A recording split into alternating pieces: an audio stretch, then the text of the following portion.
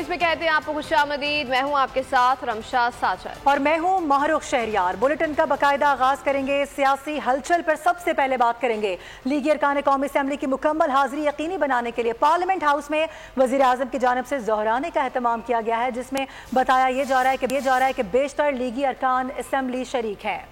इस हवाले से फाज चौधरी से मजीद जानते हैं। जी फाज चौधरी, बताइएगा क्या डिटेल्स आ रही हैं इस हवाले से?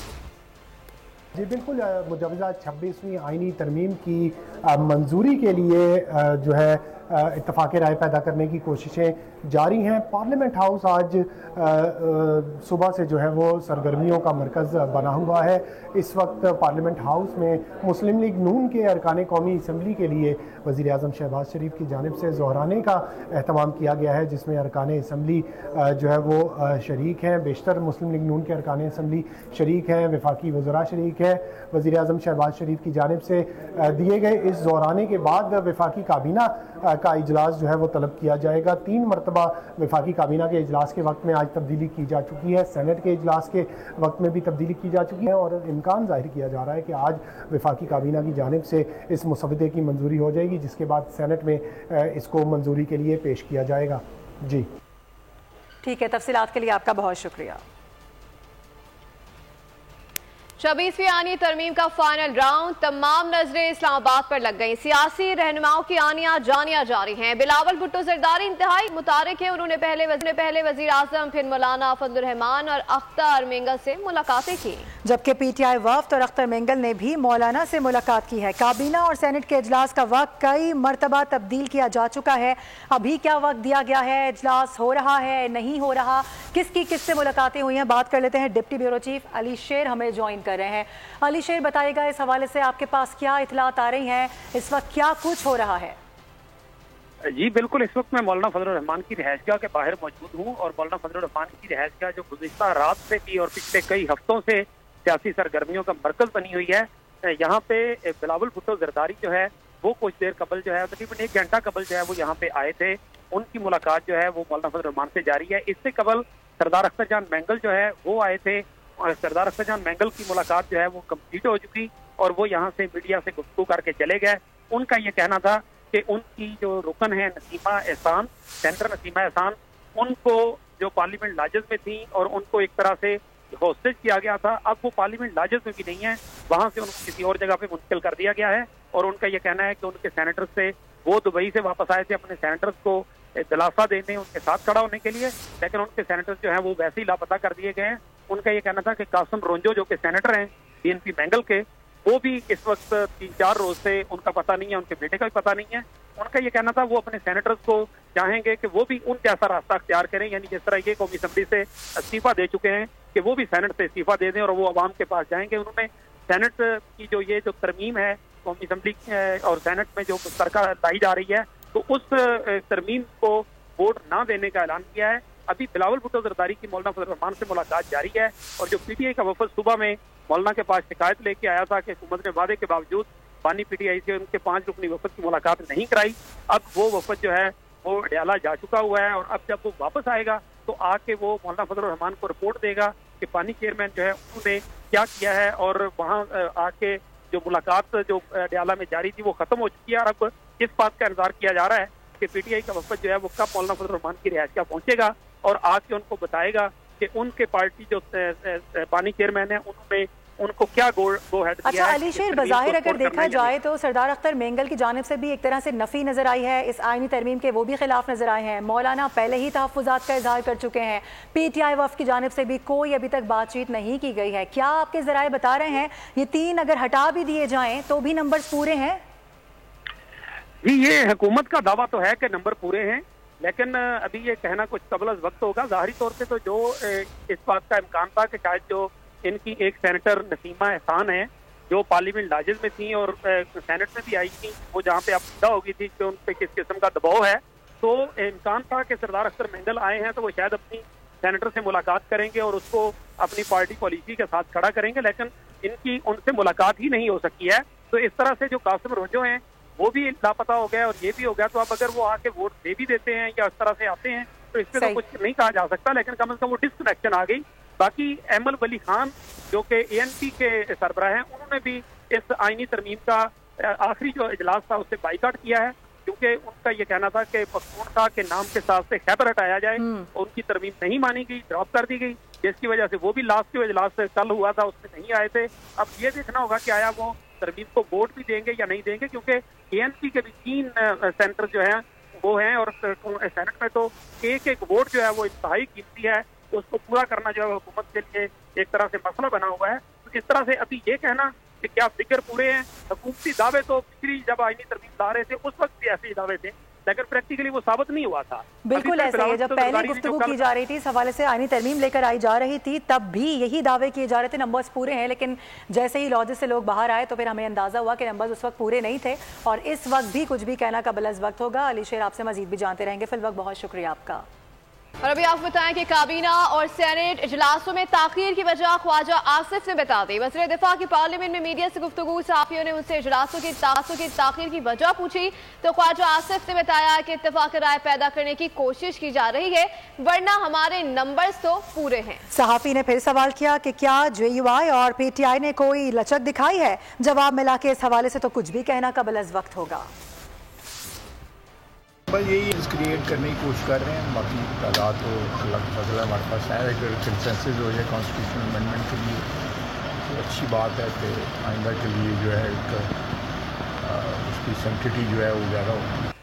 जबकि दूसरी जानिब वफाकी वज़ीर इत्तलात ने आईनी तरमीम के लिए दरकार नंबर्स पूरे होने का फिर दावा कर दिया है। अता तारड़ कहते हैं कि नंबर्स पूरे होने के बावजूद भी इत्तेफाक राय की जानिब जा रहे हैं। पेश गोई की कि आज मामला किसी करवट बैठ जाएगा। कौम को मौलाना फजलुर रहमान से अच्छी उम्मीद है, मुशावरत से जमहूरी अमल को फरोग मिलेगा।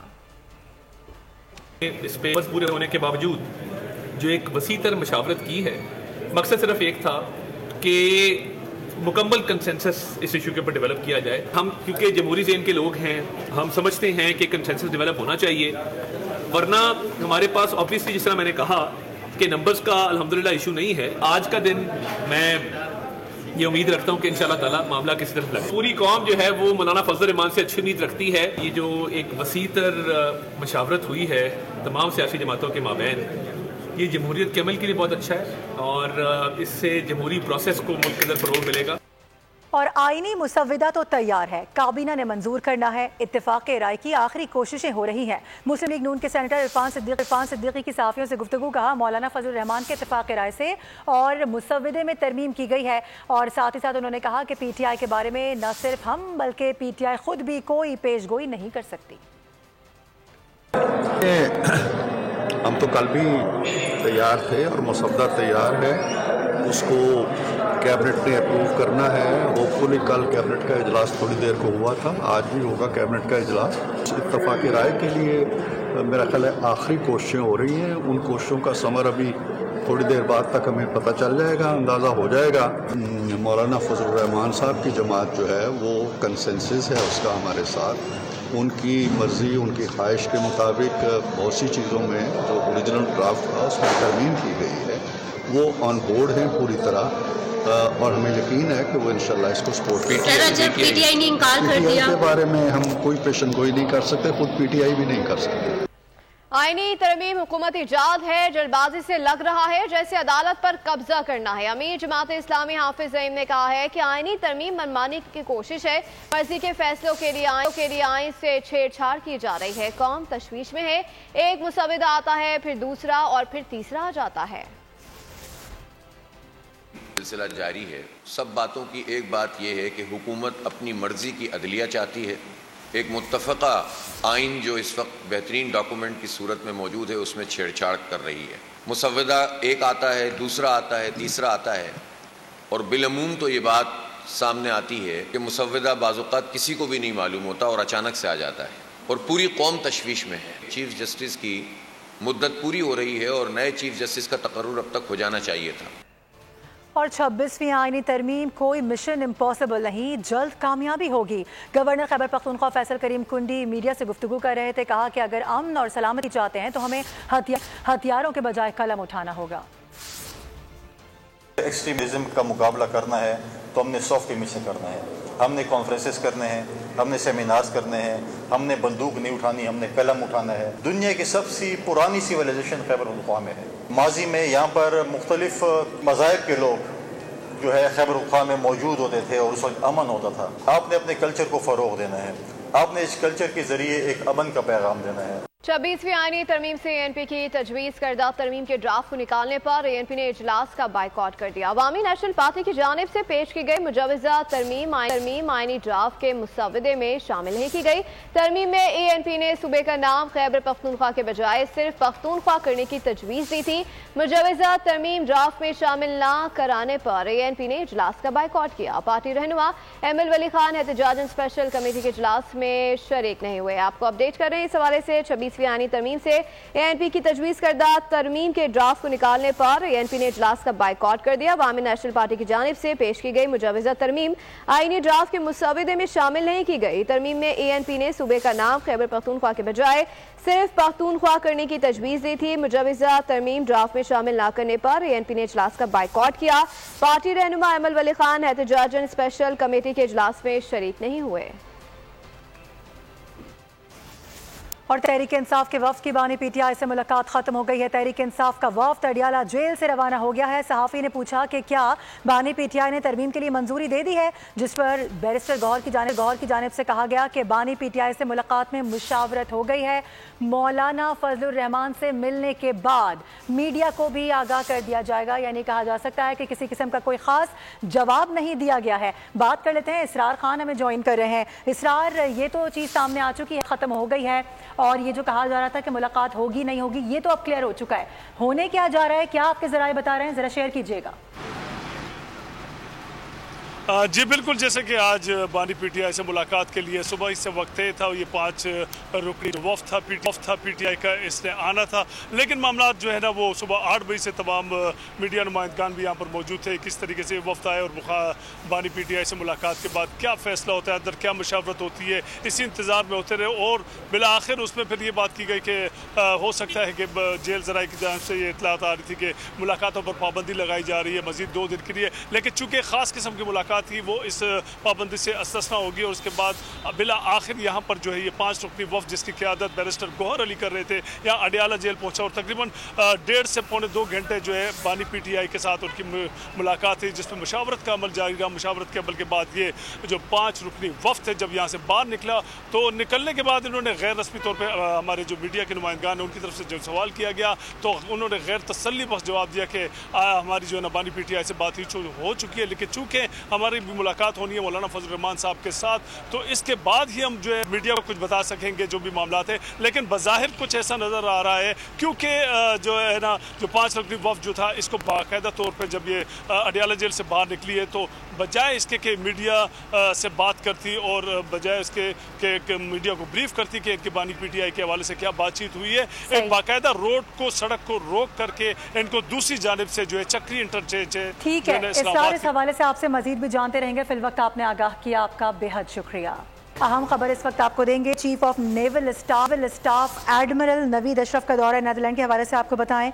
नेवल चीफ की नीदरलैंड की आला अस्करी क़यादत से मुलाकात हुई है। नेवल चीफ का रॉयल नीदरलैंड्स न्यूजीलैंड के हेडक्वार्टर्स का दौरा, और ये भी आपको बता दें कि नेवल चीफ की नीदरलैंड की डिप्टी चीफ ऑफ डिफेंस से भी मुलाकात हुई है। मुख्तलिफ शोबों में 2 तरफा फौजी ताउन बढ़ाने पर इत्तफाक किया गया है। अमीर अल बहर ने कमांडर रॉयल नीदरलैंड्स नेवी से है। नेवल चीफ के नीदरलैंड्स के डेप्यूटी चीफ ऑफ डिफेंस से भी मुलाकात हुई। मुख्तलिफ शो में 2 तरफा फौजी ताउन बढ़ाने पर जोर दिया गया है। अपडेट कर रहे हैं chief of naval staff admiral Naveed Ashraf का दौरा नीदरलैंड्स।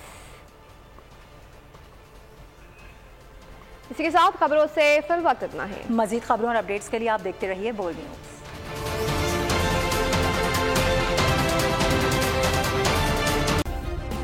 सब्सक्राइब करें और बेल दबाएं ताकि कोई खबर रह न जाए।